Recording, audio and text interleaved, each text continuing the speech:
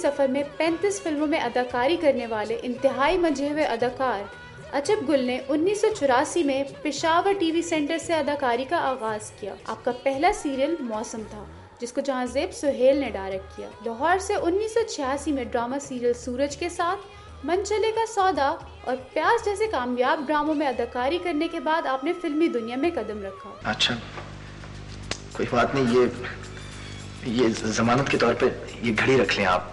अगर मैं 2 तारीख को पैसे ना लौटा सका तो ये आपके। क़यामत से क़यामत में मुमताज़ अली खान के साथ काम करने के बाद आपने बेशुमार पश्तो फिल्मों में भी काम किया। 2001 में खोए हो तुम कहाँ के नाम से पहली फिल्म रिलीज की। क्यों तुमसे इतना प्यार है अजब गुल की एज डायरेक्टर दूसरी फिल्म रही। स्टेज प्लेज, टेलीविजन और फिल्में अजब गुल की कामयाबियों का सबब बने। आइए मिलते हैं मारूफ अदाकार, हदायतकार अजब गुल से।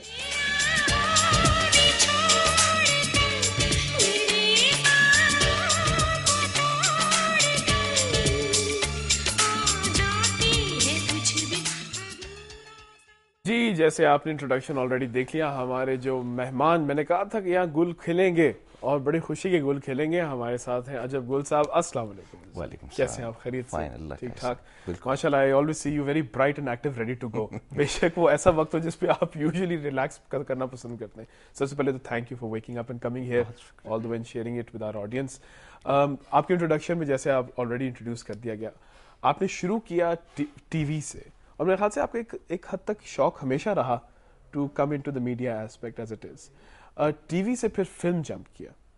मुझे बताएं कि अगर आप कंपेयर करें एज बतौर एक्टर, तो आपका किस तरह का एक्सपीरियंस कंपेयर करते हैं आप टीवी का और फिल्म का? असल में बड़ी देर से ये सवाल पूछा जाता है टेलीविजन और फिल्म के एक्टर से, और फिर ये कैटेगराइज कर लिए जाते हैं। मेरा ख्याल है कि इन जॉब्स के अंदर कुछ नहीं, बस सिर्फ ये है कि फिल्म लार्जर देन लाइफ होती है, थोड़ा सा ज़रा बड़ा स्केप होता है, उसका स्कोप होता है, और एक बड़े मूड और एंगल की फिल्म होती है, तो लोग उसको ज़रा एंजॉय कर लेते हैं। और फिर यह है कि बाय चॉइस होती है, बाय चांस नहीं होती। टेलीविजन के सामने आप गुजरते बैठ जाएंगे, सुन लेंगे, देख लेंगे, मज़ा ना आए तो उठ जाएंगे, लेकिन इसमें से आप उठ के नहीं जा सकते। और इसी एस्पेक्ट से कहा जाता है कि फिल्म के हवाले से लोग स्टार बनते हैं क्योंकि देर आउट ऑफ रीच, और टीवी वाले तो हर एक के लाउंज में हर वक्त बैठे होते हैं, तो फिर दे नॉट स्टार्स एज सच।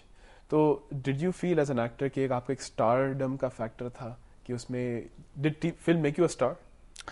देखिए, मैंने कभी अपने आप को स्टार नहीं समझा।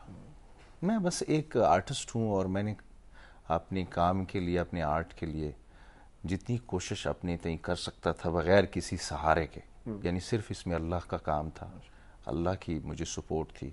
हमारे साथ एक कॉलर मौजूद है, परवेज कलीम साहब, जो कि बड़े मशहूर राइटर हैं फिल्म के। उनसे बात करते हैं। अस्सलाम वालेकुम कलीम साहब। वालेकुम सलाम जी। कैसे हैं आप? खैरियत से? जी बिल्कुल, अल्लाह का शुक्र है। सर, आप भी राइटर हैं, आपके साथ हमारी फ्रेटर्निटी, हमारी इंडस्ट्री के एक मशहूर एक्टर, डायरेक्टर और राइटर अजब गुल साहब बैठे हुए। आप मुझे बताएं, आपके नजरिए में बतौर राइटर और बतौर कॉलीग मैं कहूँगा इंडस्ट्री के, कि क्या क्या क्या पॉइंट्स ऑफ व्यू हैं अजब साहब के और उनके काम के बारे में? देखिए जी, बात यह है कि अजब गुल जो है ये मेरे बड़े प्यारे हैं, इसलिए कि परफॉर्मिंग आर्ट में इन्होंने जब कदम रखा था, तो ये मेरे जूनियर भी हैं, बड़े जीनियस है ये। मुझे ये तो खैर इजराक नहीं था बहुत ज्यादा, जब ये परफॉर्मेंस कर रहे थे इब्तदाई दौर में थे, तो मैं इनको देखा करता था कि इस बच्चे में एक खामोशी, इसकी आंखों में बड़ी एक गहरी खामोशी हुआ करती थी। यानी लगता था कि आंखें खामोश हैं और पता नहीं क्या क्या ऐसी कौन से ऐसे चेहरे में कौन सी ऐसी बात है जो बोलती है। लेकिन बहरहाल मैं नहीं समझ पाया कुछ। ये परफॉर्म करते रहे, पश्तो में भी, उर्दू में भी, करते करते फिर एक टाइम आया जब इन्होंने एक फिल्म क्रिएट की, खोए हो तुम कहाँ। तो मैं समझता हूँ कि खोए हो तुम कहाँ जो है वो अजब गुल की शख्सियत को मुकम्मल तौर पे मुझसे मुतारिफ करा गई। क्योंकि मैं भी राइटर भी हूँ, डायरेक्टर भी हूँ और फिल्म साहब भी हूँ, मैंने भी तीनों शोबों में काम किया है। और अल्हम्दुलिल्लाह अजब गुल जो है ये, मुझे जब इन्होंने ये फिल्म बनाई खोए हो तुम कहाँ, तो मुझे ये एहसास हुआ कि ये असल में एक ऐसा शख्स है जो बहुत गहरा है। और फनकार तो खैर मैं समझता हूँ गहराई तो उसके फन में होनी चाहिए, बेशक वो खुद गहरा ना हो। तो बहुत मैंने अमीक अंदाज से उसको टटोला उस फिल्म को, तो मुझे अंदाजा हुआ कि माशाल्लाह माशाल्लाह ये जो नौजवान है इसमें भरपूरता के साथ एक डायरेक्टर जो है वो मौजूद है। बहुत बहुत शुक्रिया कलीम साहब Thank you आपके very इतने much, काइंड sir. वर्ड्स के लिए। इनकी आंखों की बात से लेके का आगे फ्यूचर तक की बात की है। और आपकी जो मेरे ख्याल से first film Pakistan film industry से मुमताज़ अली खान साहब की बेतहाशा कंट्रीब्यूशन भी रही और एक तरह से आपके गॉडफादर भी रहे वो। जी मुमताज साहब, बिल्कुल, इसमें कोई शक नहीं। जबरदस्त। और उनमें क्या इसके उनकी पर्सनालिटी का था या उनके काम से था कि आप इंस्पायर हो रहे थे? असल में मैंने पहली फिल्म जब देखी थी स्क्रीन के ऊपर 1971 में 72 में, तो वो मुमताज़ अली खान की फिल्म थी और उसका नाम था ओरबल। ये पश्तो फिल्म थी। ठीक है। तो ये क्लासिक फिल्मों में एक फिल्म है जो जानते हैं सुनने वाले, देखने वाले, अगर उनमें से किसी ने देखी हो तो उनको पता है। ओरबल कहते हैं लट को, लट उलझी सुलझा जा रही बालम। तो पश्तो में ओरबल का मतलब है लट। ठीक है। तो वो एक लड़की की लट पे कहानी थी, यानी उसके ऊपर वो सारी स्टोरी थी। हमारे साथ एक और स्पेशल कॉलर मौजूद हैं, सज्जाद रफीक साहब, जो कि हमारे मोहब्बत सच्चियां फिल्म के डायरेक्टर थे। उनसे बात करते हैं। जी अस्सलाम वालेकुम। वालेकुम अस्सलाम जी। जी क्या हाल चाल साहब? खैरियत से आप? जी बहुत अच्छा, ठीक ठाक है। आप स्क्रीन पर ऑलरेडी देख चुके होंगे शहजाद साहब। शहजाद रफीक, हाँ। शहजाद रफीक साहब बात करें हमारे साथ। अजब गुल हमारे साथ मौजूद हैं, आप इनके बारे में हमारे साथ कुछ शेयर करें। अजब गुल, क्या हाल है आपके? ठीक है बिल्कुल। अस्सलाम वालेकुम। बड़ी सरप्राइज कॉलें आ रही हैं और मैं दुनिया टीवी कहाँ से ये वो दिन याद है तुम्हें जब हमने एक साथ आगाज किया था? जी हम लोग बिल्कुल, आप और मैं, हम दोनों मुमताज साहब के शागिर्द हैं। ये असिस्ट करते थे और मैं एक्ट करता था उनके पास। अजब गुल, एक बहुत उम्दा सी फिल्म बना दो बहुत जल्दी। काफी देर हो गई है तुम्हें, तो अपना जो है ना थोड़ी सी स्पीड पकड़ो। इस वक्त हम जिन हालात से गुजर रहे हैं, हम सबका फर्ज है कि हम जल्दी जल्दी अपनी अपनी जगह पे अच्छी अच्छी फिल्में बनाएं, ताकि हमारा जो है सिनेमा, हमारी इंडस्ट्री जो है वो रिवाइवल हो उसका। बिल्कुल बिल्कुल। शहजाद साहब ने बिल्कुल सॉफ्ट आने सही बात की है। और ये सवाल भी बहुत कठिन किस्म का है, क्योंकि एक तो जैसे आपने बातों बातों में कह दिया उर्दू फिल्म इंडस्ट्री का हालात जो आपने बताई थी, हमारी फिल्म इंडस्ट्री की क्या डाउनवर्ड ही हो रही है, क्योंकि या फिर रिवाइवल कुछ इम्कानात हैं? हाँ, सबसे पहले तो मैं Shahzad, thank you very much for calling. बहुत शुक्रिया जानी, बहुत मेहरबानी।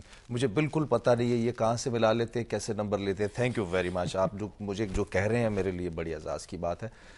दूसरी बात ये शहजाद, हम जैसे अब्बास मस्तान करते हैं कि इस दफ़ा को डायरेक्शन ना करें, मिल के दोनों इकट्ठे हो गए, कुछ आपका सरमाया हो कुछ मेरा सरमाया हो, मिल के कोई एक अच्छी फिल्म बनाए। तो उसमें ये होगा कि आप भी एफर्ट्स कर रहे होंगे, मैं भी कर रहा हूँगा, और पाकिस्तान के लोगों को एक अच्छी फिल्म दो जहनों से मिल जाएगी। मैं अपने लिए तो कुछ नहीं इतना खास कह रहा, लेकिन आप मुझसे ज़्यादा बेहतर करते हो।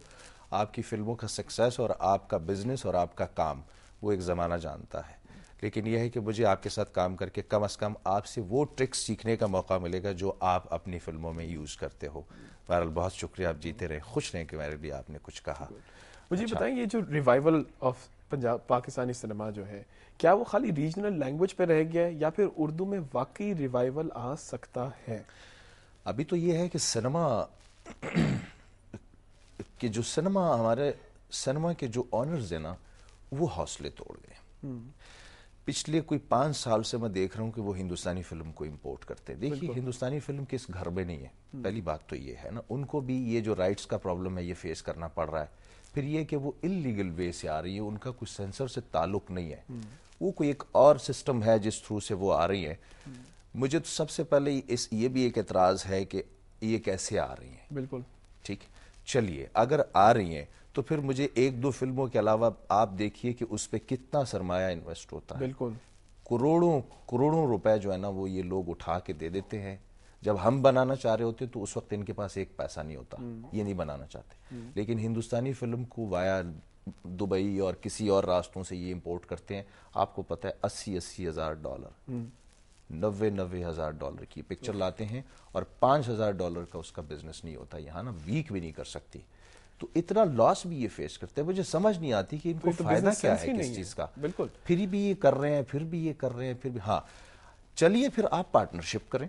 बिल्कुल, उनके साथ अगर आपको उनकी फिल्में बहुत अजीज हैं और आप लाना चाहते हैं यहाँ, तो आप उनके साथ पार्टनरशिप कर लें। लेकिन वो बड़े होशियार लोग हैं, वो पार्टनरशिप नहीं करने देंगे। अगर वो 40-50 करोड़ रुपए की फिल्म बना रहे हैं तो फायदा तो वो तो कहते हैं कि आप 50% के पार्टनर है, तो आप बिल्कुल। आप असल में हम अजीज साहब यहीं से बात आगे बढ़ाएंगे। बहुत प्रेसिंग इशू है, लेकिन इस ब्रेक के बाद कहीं ना जाइएगा।